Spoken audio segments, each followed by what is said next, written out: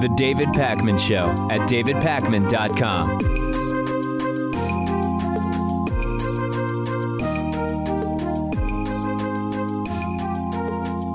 There is a revolt going on within the Republican Party against Donald Trump. No, the party hasn't officially said we no longer support the guy that we just officially nominated at the Republican National Convention 2 weeks ago. That hasn't happened.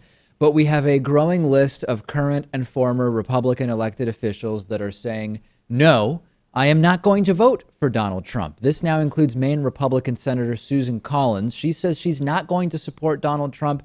Basically, three issues for Susan Collins that did it for her. Number one, the, quote, denigrating comments that Donald Trump made about Senator John McCain, as well as Fox News host Megyn Kelly.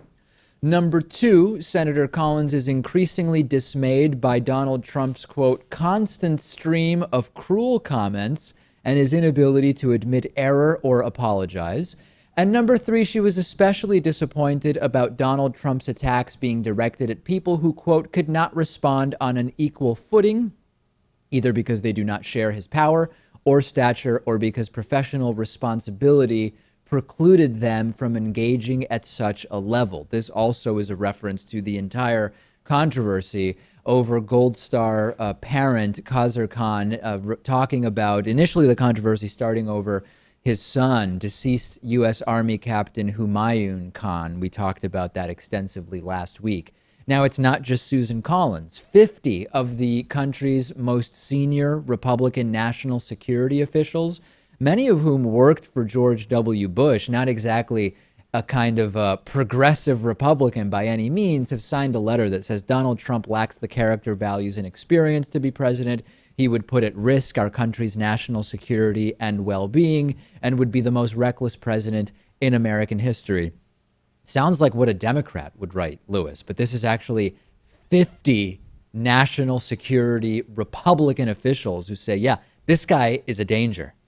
To me, maybe the most shocking thing is that the character values of Mitt Romney and George Bush are supported by all of these national security individuals. Right. But they are right. How could you possibly have someone like Donald Trump with his finger on the nuke button? It's also important to mention that this is not just a letter saying they won't support Trump. It is a letter saying they are going to be, it's not a Paul Ryan type statement saying we aren't endorsing the candidate. It is saying we are not going to vote for the guy. And that's increasingly become an area of division among some Republicans. And then lastly, just to sort of flesh this entire thing out, former Michigan governor, a Republican, William Milliken, has now said he is going to be not only not voting for Donald Trump, but voting for Hillary Clinton.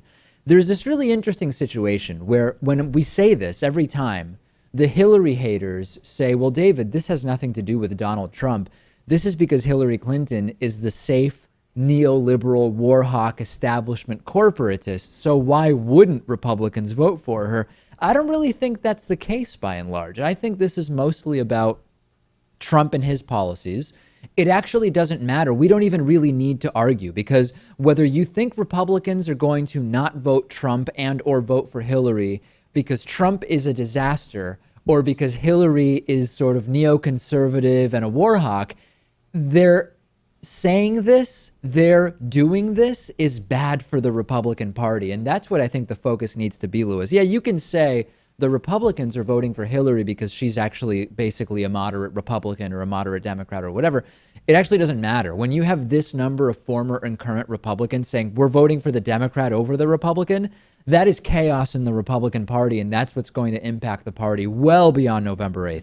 It will, but many of them are still saying we're not voting for Trump, while not saying we are going to vote for Hillary instead.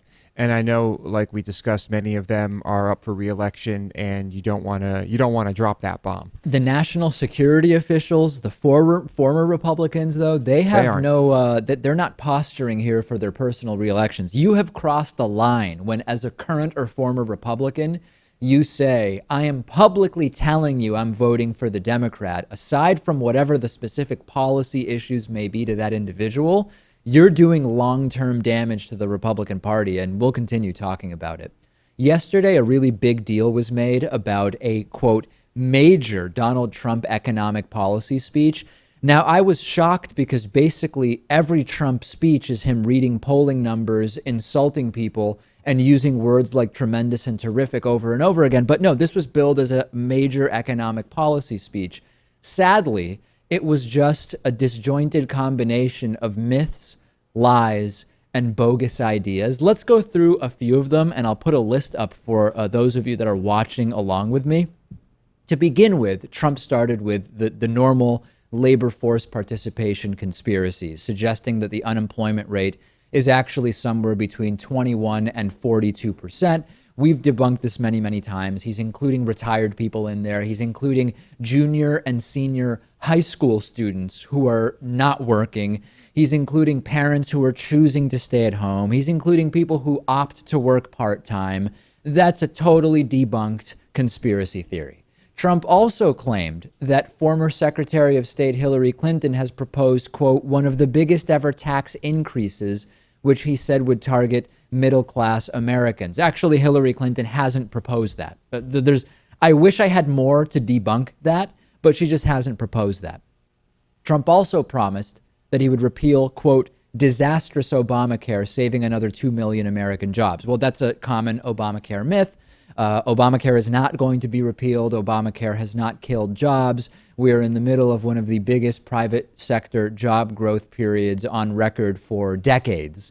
So that is absolutely bogus. Donald Trump also claimed that the U.S. has the highest business tax rate among the major industrialized nations of the world at 35%, which he would slash to no more than 15%. Well, it turns out that the effective tax rate is already 12.6%. It is true that on paper, the top marginal corporate tax rate for the biggest businesses is 35%. But you know, and I know, and Lewis knows, and most of the people listening know, very few businesses actually pay that. If you consider tax credits, other mechanisms, offshoring, et cetera, 12.6% is actually the effective tax rate paid. That's not high at all. Trump also saying Hillary would tax some small businesses by as much as nearly 50%. Nothing in her plan says that she would do that. Trump also saying he would eliminate the death tax, aka the estate tax. You might not know this, Lewis, but the estate tax already exempts estates up to $5 million. There are fewer than 1 in 500 Americans who even are subject to that tax because 499 out of 500 Americans don't have estates that are $5 million. Trump would increase that exemption to $10.9 million. Real fighter for the middle class, huh? And lastly, he would put a moratorium on all new government regulations. I mean, that's just ridiculous, Lewis. If there are regulations that are needed, regulations are needed. Saying you're just going to not do any regulation is bogus. Absolutely nothing here coherent or based in fact. The funniest one is moratorium on government regulations. Right. How does that mean? Yeah. I mean, what all of a sudden, when drones are flying through the air, no regulations, even though we have this new thing happening. We'll just let the chaos ensue. Yeah, absolutely no changes at all. The government will not get involved in anything, period. Now, if you knew about Trump's so-called economic team, you probably wouldn't be surprised that it's essentially gibberish that came out of this, quote, major economic speech. Trump's so-called economic advisors are basically a microcosm of his campaign. His 13-person economic advisory team is all male and has very few economists. So as usual, it's yet another boys club with no experts on the subject matter, representative of the broader problems in Trump's campaign. And chances are they are incompetent, because that also seems to be a theme throughout his with his campaign staff. Everything is opposite with Donald Trump. One of his big sales pitches about himself is, I'm going to put the best people around me. When I don't know, I will put the best people around me. And then he comes up with spokespeople Healy Baumgardner and Katrina Pearson, who say they don't actually speak on behalf of Donald Trump. Well, you've been hired as a spokesperson, so I thought you did, and can't put together a coherent argument on any national news outlet. So yeah, the entire I'll put the best people around me thing, not really making sense. I want to follow up on yesterday's 2 segments on Green Party candidate Jill Stein. We did a segment yesterday, 2 segments really, and to sum them up, I won't redo it today. One segment argued that Jill Stein's campaign and ideas are riddled with pseudoscience positions on a number of issues. We also talked about Jill Stein's running mate, Mr. Baraka, essentially being an extremist with very, very odd ideas. Some people were very, very angry about those segments, and some people emailed me really, really thanking us. I want to show you some emails and YouTube comments and voicemails that we received in response to this. First, here is an email I received from Leroy, who said, "I don't know how much money you received for your betrayal, but I hope it was worth it. Many of my friends are canceling their membership." Nobody canceled their membership that this guy knows. And we often are threatened with that, Lewis. And the funny thing about that, and I've said this before and I'll say it again, we don't have memberships to allow people to hold them over our heads when we say something they don't like. Imagine if the membership program was structured so that when someone says, "You'd better change your position on this or I will cancel my membership," we would actually be doing something that I think would be very, very unethical and immoral. Yeah, we wouldn't be able to have a position on anything. Well, no, really. practically speaking, it would. Everybody's going to disagree with something. But no, we don't change or take positions based on threats that you will stop money coming from us. That's actually how corporate media works with advertisers, and we're trying to separate ourselves from that. Kurt wrote to me. Kurt said, "It's like Jill Stein is a Trump of the left, seemingly picking up any harebrained left-wing causes to appease the most liberal voters. In temperament, she is like Trump as well. The way she's attacked her opponents and the way her overall campaign is run. Trump handles himself in this kind of absolutist way, and it works with conservative voters. But I think Jill Stein is proof that these kind of politics don't work with liberals." Well, I think it works with some. There are people for whom that type of rhetoric is resonating. I received another email from Rowan. Rowan said, "The David Pakman Show, now just another corporate-controlled, Hillary-supporting, mainstream media source." If you believe that, you know very, very little about this program. And lastly, I received an email from Argo, who said, "Thanks for calling out Jill Stein. I know that some segment of your audience cares first and foremost about ensuring that Hillary loses in November. Clearly, based on the YouTube comments, you guys annoyed them by pointing out that Jill Stein has at best pandered to anti-science idiots and at worst is one herself. Keep doing what you're doing." We didn't use that term, to be clear. This is just a sampling of the reaction. And lastly, here is a voicemail from someone who is really not happy with us over those segments.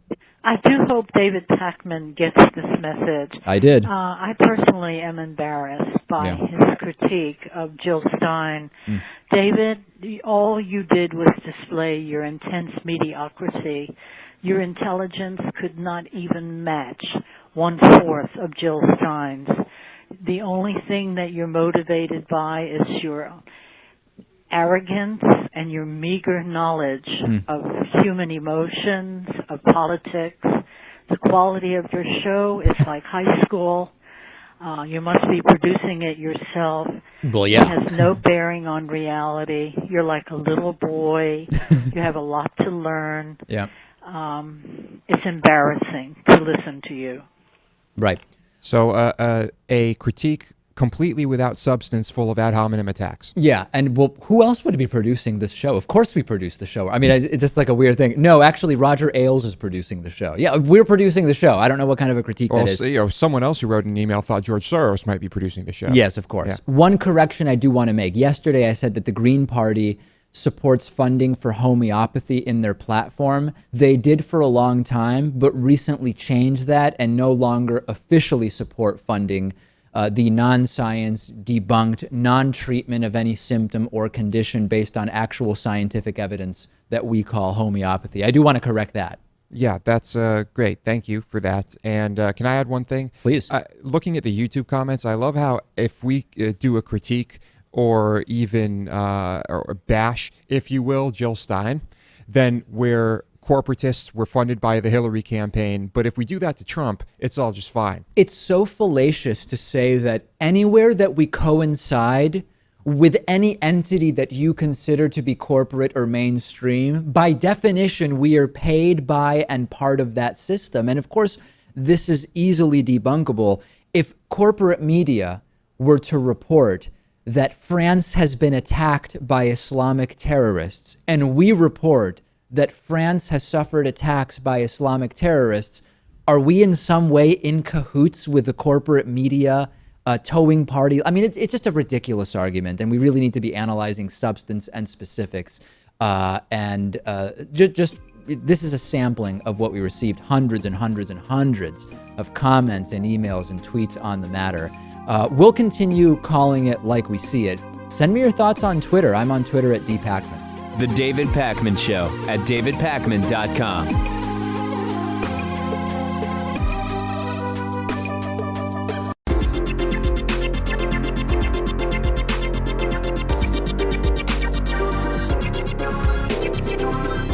The David Pakman Show at davidpakman.com.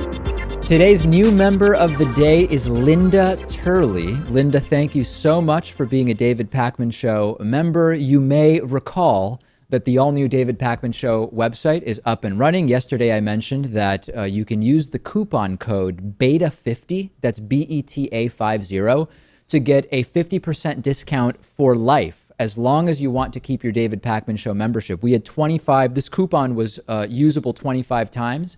It was used 19 times, so there are 6 uses left. If you want to get a half-price membership, launching the new website, davidpakman.com/membership, the coupon code is BETA50.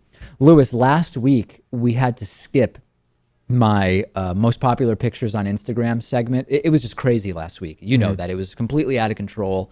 Yeah, I don't have to tell you. So I want to get to it this week. And of course, I'm on Instagram at david.pacman. I went kayaking last week on the Charles River, and I took a selfie, which I really don't do because I am sort of against the entire concept, but this was really the only practical way to take this picture. This is quite a picture, with the exception that I had the phone held vertically, and I always complain when people do this when taking videos as opposed to landscape. Why use portrait mode? I don't know why I did it, but I did. You know, and to be perfectly frank with you, I am not that good on the water. I get a little bit seasick, and I get worried that my kayak is going to get flipped over by a motorized boat that is passing by. And in my anxiety about this, I took a portrait picture, and the anxiety is palpable. The anxiety is palpable. In the picture, I'm trying to look sort of calm, but I'm really not, because when you're down there at water level, and the motorized boat comes by, and you see that wake current coming towards you, I panic a little bit. I really do. I'm just not good on the water. I don't do that well on the water. And did you stumble across any corpses on the Charles? None whatsoever. The smell of the water was perfectly suitable and appropriate. I didn't smell anything unusual or anything like that. That was the second most popular picture last week on my Instagram account. Here is the most popular picture from last week, and I am starting to notice a theme. This is me holding a 3-week-old baby, okay? The horror. Anything baby related seems to do stunningly well. And I don't know if this is just on Instagram or on my personal account, but this is the most popular picture I've ever posted. And some people saying I look incredibly uncomfortable here holding this 3-week-old human. Others said everything up to and including I will make a really good mom someday, which was kind of an unusual comment to make, but that's okay. What is it, Lewis, about babies and Instagram that just does so well? I don't know, but this must apply to all of social media. Yeah. It applies with puppies and kittens as well. Yeah. Any type of small, cute animal. I suppose this is a small, cute animal. So, same thing? Yeah, maybe so. I find puppies and kittens to be far more charming than little babies. Of course. You kidding me? All they do is crap and puke and cry. Isn't that the same thing puppies do too? No. They play. Oh, okay. And you can interact with them. David.Pacman on Instagram. I also have an Instagram-only promo code for membership. I'm not going to mention it here. I posted it this morning along with a picture of the new website. Check it out. Instagram-only membership coupon code. Okay, we have to talk about this new narrative that is being created by Trump supporters. that all the polls are fabricated and skewed towards Hillary Clinton. Yesterday, I told you that Hillary Clinton is now leading 16 of the latest 16 polls nationally of the presidential election. And every time we do this, I get emails from people saying, David, don't you see what's going on? The liberal media is skewing the polls to make it seem as though Hillary is winning. Now, not only do we have no evidence of that, wouldn't that be kind of stupid, Lewis? Because if you want Hillary to win, skewing the polls to make it look like she is winning actually puts at risk that Hillary voters will stay home thinking she doesn't need their vote. It's a very dumb strategy if that's what you're trying to do. Yeah, I don't see how it would be beneficial to those who are doing the polling and putting this information out. Doesn't make any sense. And Nate Silver wrote an article. I'm sorry, not Nate Silver. On Nate Silver's 538.com this morning, an article was written by one of the other staff writers basically debunking what is being used as the explanation for why these polls are biased, and what a lot of right-wingers, including the queen of the birther movement, Orly Tates, I'm on her mailing list only because I can't unsubscribe. I've tried to get off her mailing list a dozen times. You can't do it. You just can't do it. So I get her mailings. She is critical of some of these polls by saying Democrats are oversampled. If you look at the percentage of people in the poll that are Democrats, it's way higher than the number of Democrats that are actually registered. And what is not understood by people like the queen of the birther movement, Orly Tates, is that the pollsters don't weigh the results by party self-identification. And what many people don't know is, in the polls, they're often asked, which party do you identify with? This is often different than actual party registration. And this little detail seems lost on many people like Orly Tates. They're being asked, which party do you identify with? Oh, I identify as an independent. I identify as a Democrat. This is very different than how people are registered. And Kentucky is a really good example. Kentucky has way more Democratic registered voters, the sort of Dixiecrat, Blue Dogs, etc. But when you actually look at how people vote, it is much more conservative. And 538.com does a really good job of explaining how you can't just look at a poll and see, oh, they have 37% Democrats, even though Democratic registration is 32% or whatever it is. It really doesn't tell you the story when you consider identification and registration are very different things. Yeah. And what would be the motivation, and how would fabricating polls help these pollsters in the future? It just really doesn't make any sense. There's no reason to do it. There just is no reasonable reason why you would do that. And there are repercussions when pollsters are really wrong, right? There are pollsters from the 2012 election who were just way off, and they're no longer included in averages of polls. Real Clear Politics, for example, does an average of polls to give you an overall picture of how things look. They decide which pollsters to include based on track record, and there's really no advantage to just making up polls. There really is not. Okay, I want to talk about some really bad optics from a Hillary Clinton rally. Hillary Clinton spoke to a crowd in Kissimmee, Florida. This is just south of Orlando, Florida. She was supposed to be talking about jobs, but at the beginning, she talked about those affected by the Pulse nightclub shooting. And this was sort of awkward because the shooter's dad was on stage right behind Hillary Clinton during the entire speech. Of course, the shooter, Omar Mateen, the dad behind Hillary Clinton here. News Channel 5 spoke to Mateen and said, what was in your mind when Hillary Clinton was talking about that horrible shooting in Orlando that your son perpetrated? And his response was, quote, Hillary Clinton is good for United States versus Donald Trump, who has no solutions. And also going on to say, I spoke a lot about that and wish that my son joined the army and fought ISIS. That would be much better. As of right now, we have not heard from the Clinton campaign about whether they were aware of this, how he got up on stage, etc. Mr. Mateen was also seen, can we put that back up for a second, Lewis, holding a sign which said Hillary Clinton makes the biggest investment since World War II, good for national security. Ex-CIA Chief Morell, quote, Hillary told the truth about Benghazi, gun control laws. So this is one of the most extensive signs. Usually the signs you see are like, I'm with her. I'm with her or something like that. So a very, very extensive sign. I have two thoughts on this. Right-wingers are going nuts, right? This has been the front page on Drudge Report all morning. What's going on? Look at this. The shooter's dad supports Hillary, et cetera, et cetera. Number one, how on earth did this happen, right? The optics of this are not good. Anybody could have predicted that this picture, these types of pictures, would have just been fodder for the right-wingers. At the same time, this is not a man who was a terrorist. This man's son committed a horrible terrorist hate crime, atrocious act, but this man didn't. At the same time, this is a man who blamed the gay nightclub for the shooting and said that there's no reason to go out and shoot gays because God will punish them. So from a purely political standpoint, this is just not good for the Hillary Clinton campaign. If people decide to look into that at all, yeah, it's probably just overall bad optics, no matter how you cut it, really. But interesting that he's throwing his support behind Hillary. Well, is he going to support Trump? I suppose not. Maybe Jill Stein. My bottom line on this is terrible optics for the Hillary Clinton campaign, and for a campaign that manages every detail so closely. I'm genuinely curious how this was even allowed to happen. Someone, I really doubt that someone thought it would be good optics. It might have just been an oversight. That can happen, even with all the people involved and every detail you have to manage. Probably pretty easy for something like this to go unnoticed. And the funny thing, or not funny, but predictable thing is, yeah, okay, Breitbart has the picture up. Drudge Report has the picture up. Wow.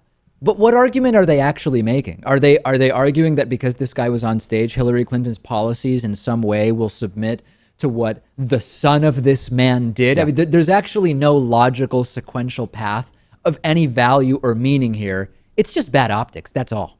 They will try to say that, look, Hillary will make us less safe. Hillary's weak. That's the message they'll try to convey. But yeah. It's just some guy standing behind Hillary. My prediction is within 48 hours, this completely disappears, and hopefully we never hear about it again. Let's take a break. Next, I will speak to Wamara Mwine about Black Lives Matter. The David Pakman Show at davidpakman.com.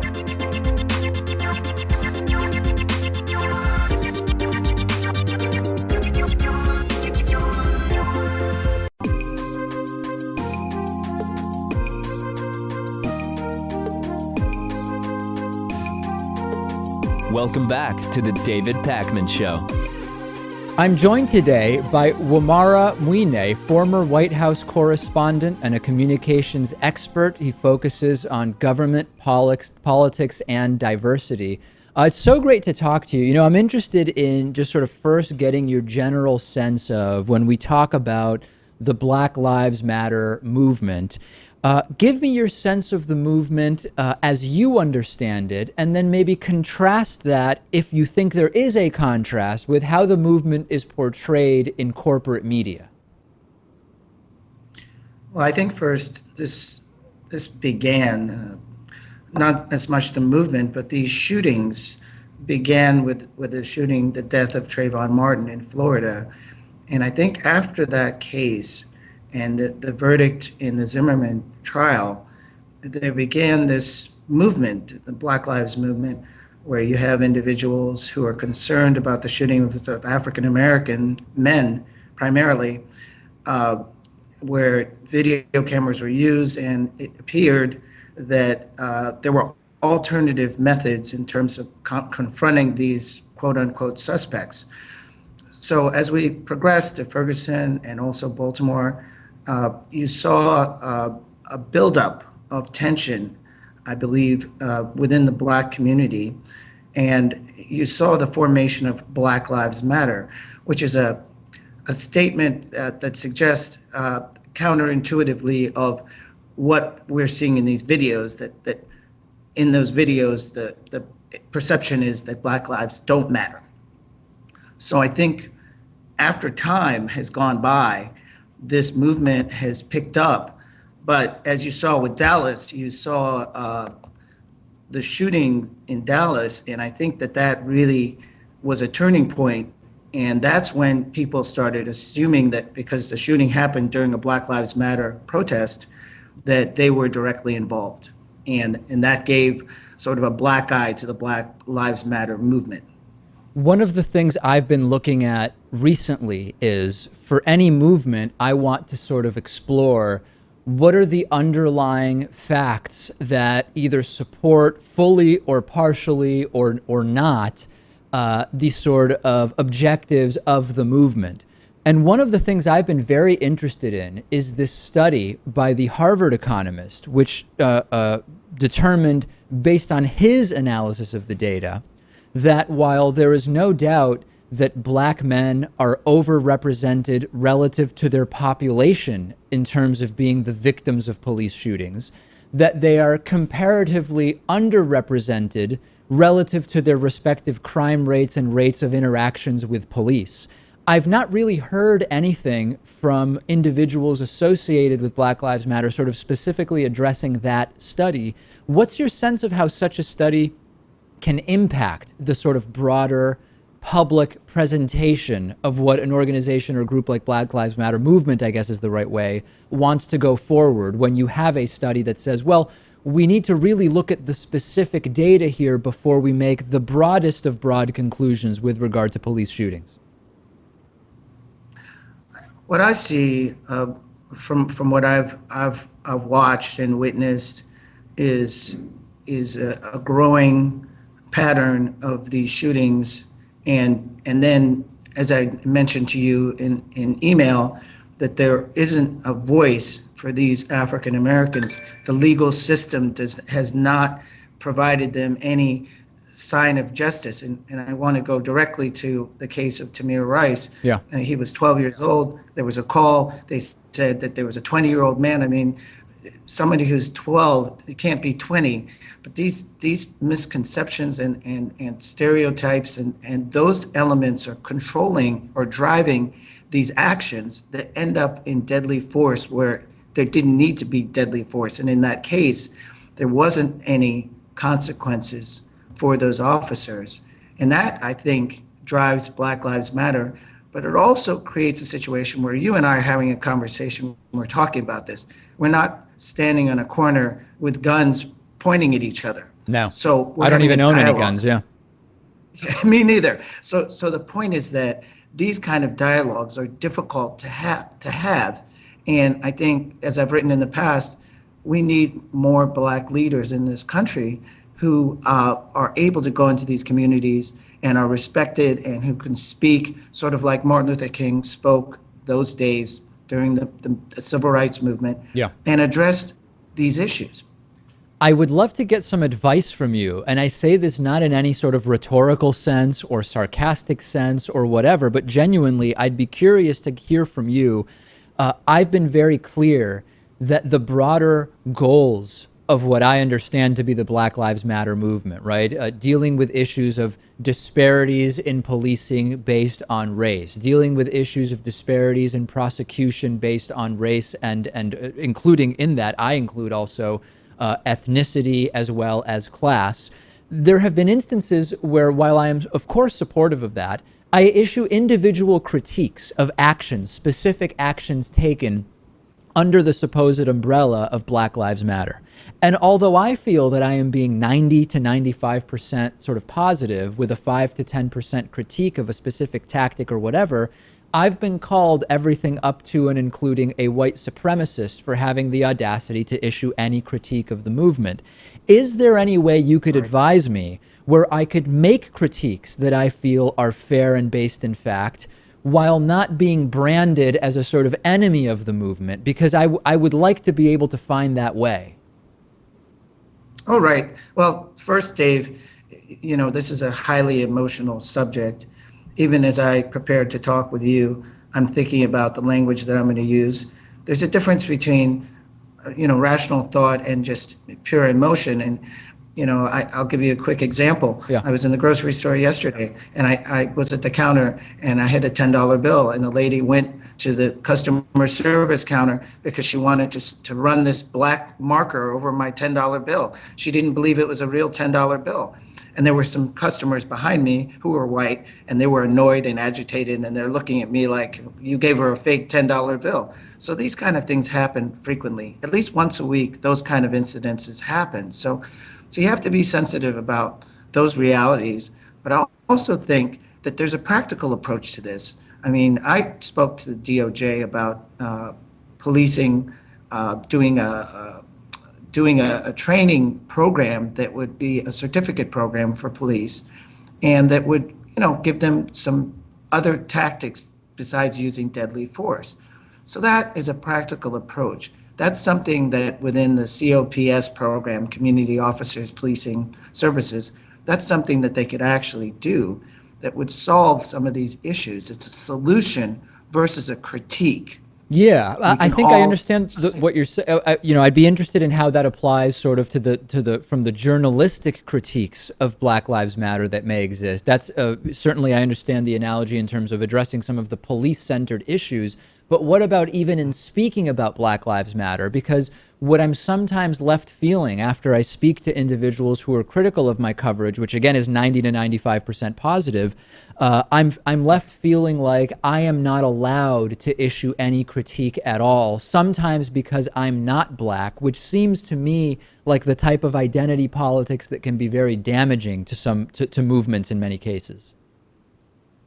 Yeah, and I think, again, we're able to have a conversation and discuss these things. That's a big step. It's demonstrating your capacity to have a dialogue with somebody of an African-American background. I mean, not that it's such a huge deal, but it is important. When I covered the White House for 2.5 years, and I wrote this piece in LinkedIn in December, the Hill newspaper refused to publish it. Joel Cabot over there said, the legal department won't approve this. But it wasn't such a controversial piece, but it was a very frank, direct piece about some of the experiences that I had, at the White House over 2.5 years. African-American reporters, we weren't on the shows in CNN and MSNBC because we didn't get the visibility. It created a situation where eventually we were no longer there because of funding and scheduling and other things. So I think when those communities, when we're not allowed to have a voice in that kind of forum where we have a quote unquote African-American president, then it creates a void. So the guy who was in Texas, Makai Johnson, he gets his gun and he looks around and he says, nobody's talking on TV about this. Nobody's representing us. I'm going to go out with a gun and I'm going to shoot all these people. It's just crazy, but that's what happens. And I think we have to be sensitive. And right now, I think for the country, these shootings are out of control now. But Wamara, to be clear, are you saying, I want to make, this is super important. I want to make super clear I understand this. Are you saying that the Micah Xavier Johnson shooting in Texas, while it was horrific, you understand why it happened as a result of what specifically? You're saying lack of diversity in media, or I want to really make sure we all understand sort of what path you're creating for us. Point I'm saying that there's a correlation between the representation on those talk shows, the talk shows in particular, not just reporting, Joe reporter at the White House saying, I'm here with the president, but the talk shows where these issues are discussed broadly. When you look at a lot of those talk shows and even those early years of the Obama administration, we were non-existent. So that's a problem because it takes a group of people out of the discussion that should be in the discussion. So there were roundtable discussions about President Obama and how it felt for him to be the first African-American president, but we weren't there. We weren't in the room. We weren't allowed to go on those programs. And that kind of suppression of voices is not good. It doesn't, I'm not suggesting that it's the only reason the Johnson shooting happened, but I do think it plays a factor. And I think that's why it's important for Meet the Press, and that's why I was critical of Chuck Todd in particular, because I felt that he had been there at the White House and he basically ignored all of us, Black reporters. So to some extent, you're saying lack of racial diversity in talk shows is connected to shootings like the one we saw in Texas. Precisely. Wow. Okay. Well, a lot of food for thought for the audience. Certainly, I'm curious as to whether that's an idea that will resonate or surprise or engage, or I'm sure we will get feedback from a number of people in our audience.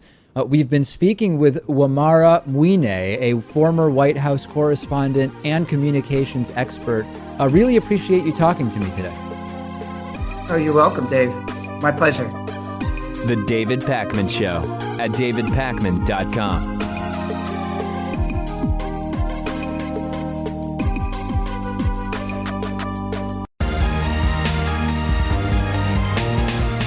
The David Pakman Show at davidpakman.com.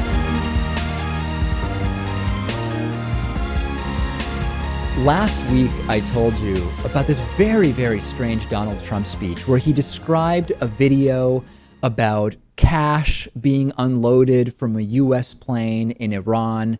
Our first reaction was, is Trump describing classified videos that he is now being shown or told about because he is getting classified security briefings as the official Republican nominee?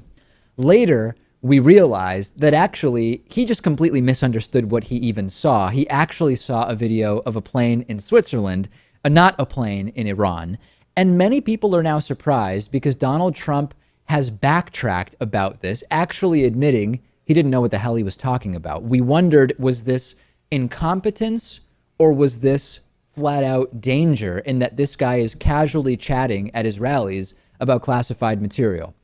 We now know what Trump saw in the news was video of 3 American prisoners that had been released by Iran arriving in Geneva, Switzerland. Trump admitted the error in a tweet.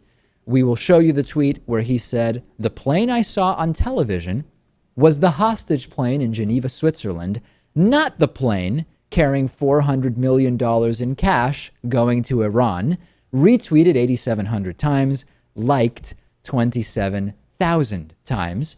And then, of course, it became part of the news narrative. Here is CNN covering Trump walking back these ridiculous and laughable claims. Let's look at the tweet that Trump sent out a short time ago on this video. It says, "The plane I saw on television was the hostage plane in Geneva, Switzerland, not the plane carrying $400 million in cash going to Iran!" Exclamation point. Let's now listen to his comments that have been repeated over the last several days about what he saw, right. What he says he saw in that video originally. Let's have a listen. Yep.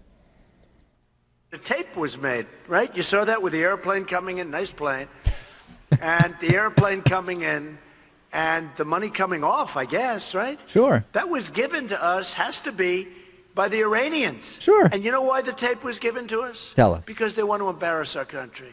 They want to embarrass our country. So 2 stark differences there. His comments there on tape compared to the tweet. One, he says that there was cash coming off the plane, not just the hostages, as he said in the tweet. So when this is something you tweet about and then CNN covers it, it's just not good for your campaign. And this is the type of thing we're talking about, Louis. The proof is in the pudding, or in the polls, really, as we've been talking about. The big headline for me isn't, wow, Trump walked something back. It's that first, it's very bizarre comments that Trump makes that are covered. Then it's the fact that he has walked it back. And every second that this is being covered on CNN or whatever channel it is, it's a moment that is not something positive for your campaign. And these moments are starting to become cumulatively destructive for the Trump campaign. Yeah, he's still going to have that diehard group of followers who, as long as they think he's going to get rid of brown people, right, will vote for him no matter what he says. Yeah. But it's just making a difference. These things are changing things. Is it possible this was some kind of brilliant strategy where Trump was pretending to have made a mistake in terms of the misstatement to then be able to correct it and show how good he is at taking responsibility when he does make a mistake, or some kind of crazy theory like that? No, because it wasn't really an apology, or it wasn't even that much of a correction. He still says that the $400 million was on a different plane, right? And he still wants that to be like kind of the focus. As nice as this plane was, and this was a nice plane, as he mentioned during that rally, it didn't have the contents he initially believed that the plane had, is right. The long and short of it. Yeah. So not good for Donald Trump. There's this discussion over whether or not a Hillary Clinton presidency would be similar to a third President Obama term. Many voters say it basically would be an extension of President Obama's first 2 terms, his only 2 terms. And others say, no, it would be a different thing. It might be different in this way or that way. In some way, Trump is running against President Obama. He certainly is slamming President Obama often enough where it's giving me the impression that he thinks the Obama legacy is at least relevant to people deciding between him and Hillary Clinton. So it's really not good news for Donald Trump that President Obama's approval rating is near an all-time high. And it is very clear that President Obama is going to have an active presence in trying to elect his successor. Look at the DNC, right? Donald Trump commenting on the Obama speech, which happened on Wednesday night. Other times, past times, in 2000, for example, Bill Clinton spoke on Monday at the DNC in support of Al Gore. Monday, not exactly a primetime slot. Things are only just getting going.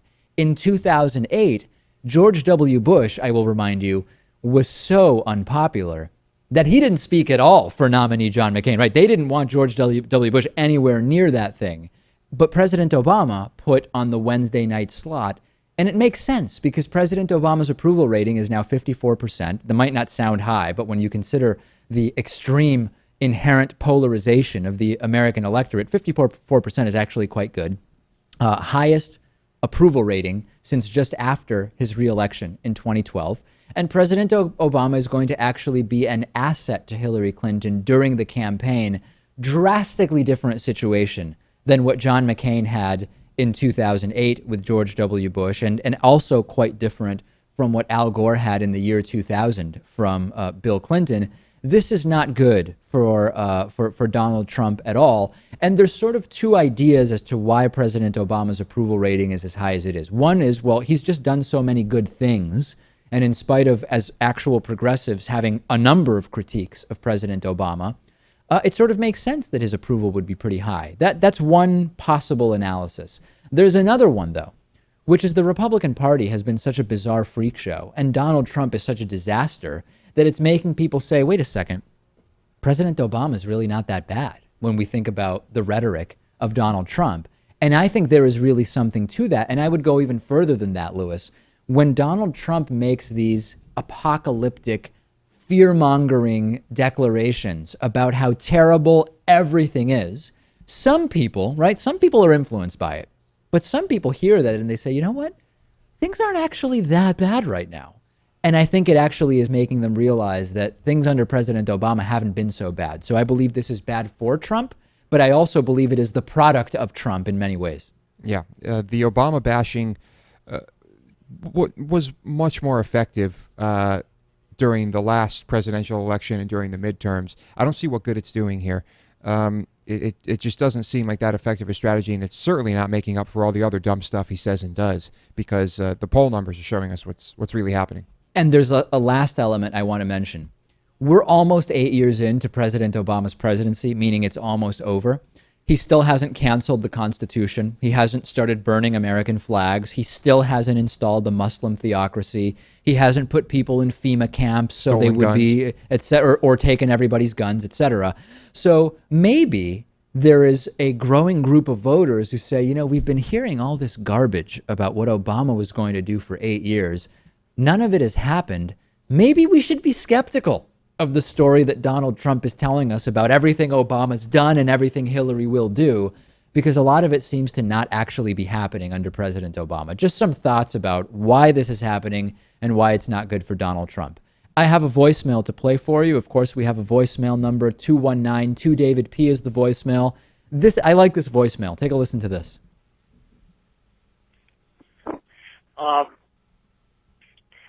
I watch your program. I can't figure out. There's a stockbroker, an investor called, same as you, David Pakman. Right. Is it you? And I don't think it is. Or is it your father?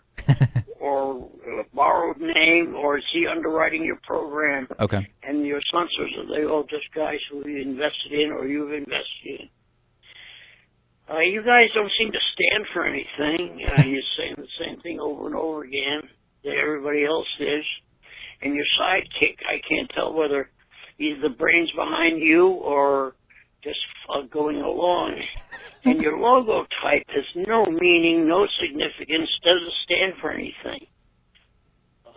So therefore, you're rather a benign situation. Okay, let's stop it there. So we'll work backwards. Not everybody likes every font, and I know typeface is a really, really big deal to a lot of people. So, how can I comment about the font that we're using in our logo? That I don't know about. As far as the other David Pakman, yeah, he's a venture capitalist for Venrock. I know him. We've known each other for a long time. He is David B. Pakman, and I am just David Pakman. I have no middle name. So there is actually a difference. There's a different wiki page for him and for me. He's been in the news because he was one of the early investors through Venrock in Dollar Shave Club, which was recently acquired by Unilever for $1 billion. So there's been a lot of articles about him, and it's caused a lot of confusion. He is not my dad. I think he's about 18 or so years older than me. So he could be your dad. Oh, biologically, he could be my dad. Sure. Also, Jews don't do the junior thing. And although he's David B. Pakman and I'm just David Pakman, usually you don't have, it's considered bad luck. It's considered bad luck, exactly. To the extent anyone believes in luck and superstition. Superstition, yeah. But traditionally, Jews don't do the junior thing. So no, he's not my dad. Great guy. He doesn't invest in the show. He has no affiliation with the show or anything like that. But glad we were able to clear that up. On the bonus show today, we've been talking about this for a while, and we now know who the first head transplant patient will be.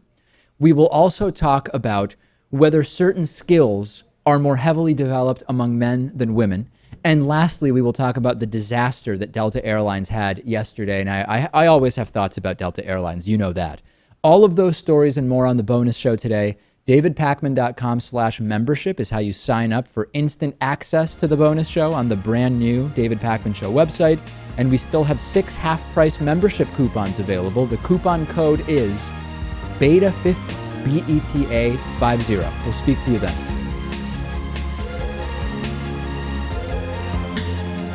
The David Pakman Show at davidpakman.com.